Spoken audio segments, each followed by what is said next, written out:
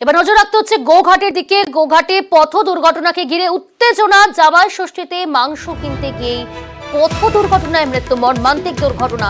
Telephone লাইনে রয়েছে প্রতিনিধি বাপন। বাপন, কিভাবে ঘটল এই মর্মান্তিক দুর্ঘটনা? কেন বিক্ষোভ? কি পরিস্থিতি এই মুহূর্তে সেখানে? একেবারেই জামাই ষষ্ঠীর দিন সাত সকালেই কিন্তু মাংস কিনতে বেরিয়ে মৃত্যু হলো এক যুবকের। গোঘাটের ব্যাঙ্গাই এলাকায় এই ঘটনাটি ঘটেছে। যেটা জানা গেছে যে ওই ব্যাঙ্গাই পঞ্চায়েতেরই সেনাই গ্রামের এক যুবক প্রতীক ঘোষ, তিনি জামাই ষষ্ঠী উপলক্ষে কিন্তু মাংস কিনতে বেরিয়েছিলেন। সেই মাংস কিনতে যাওয়ার সময় কিন্তু ব্যাঙ্গাই এলাকায় হঠাৎ করে উল্টো দিক থেকে একটি লরি কিন্তু তাকে ধাক্কা মারে। সেখানেতেই একেবারে রক্তাক্ত অবস্থায় পড়ে থাকে। যেটা স্থানীয়রা দাবি করেন যে ওখানেতেই তার মৃত্যু হয়। সেই ঘটনার প্রায় 1 ঘন্টা কেটে গেলেও কিন্তু কোনো পুলিশ কিন্তু ঘটনাস্থলে যায়নি।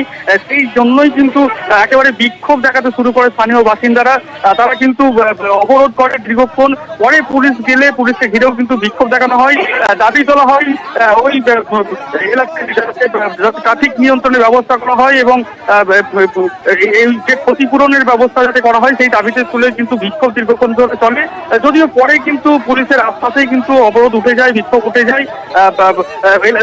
পুলিশ কিন্তু ওই ঘাতক লরিটিকে একদিকে যেমন আটক করেছে, তেমন কিন্তু মৃতদেহটি উদ্ধার করে আরামবাগ মেডিকেল কলেজে ময়নাতদন্তের জন্য পাঠিয়েছে। প্রিয়াঙ্কা, ধন্যবাদ বাপন।